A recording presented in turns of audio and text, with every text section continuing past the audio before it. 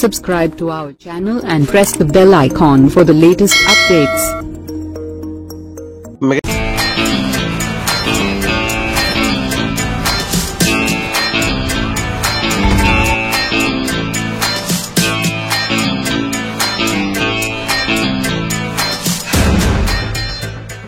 Megastar Chiranjeevi dedication గురించి ప్రత్యేకంగా చెప్పాల్సిన అవసరం లేదు. ఆయన ఎంత ఎదిగారో అంతే ఒదిగి ఉంటారు.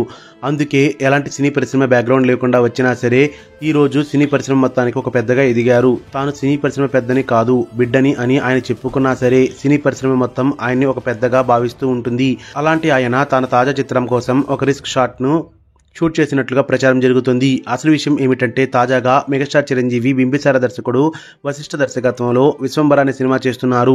ఈ సినిమాలో మెగాస్టార్ చిరంజీవి సరసన హీరోయిన్ గా త్రిష నటిస్తుంది. ఈవీ క్రియేషన్స్ బ్యానర్ పై అత్యంత భారీ బడ్జెట్ తో ప్రతిష్టాత్మకంగా నిర్మిస్తున్న ఈ సినిమాకి సంబంధించి షూటింగ్ ప్రస్తుతానికి హైదరాబాద్ శివార్లోని ఒక చెరువు దగ్గర జరుగుతుందని తెలుస్తుంది.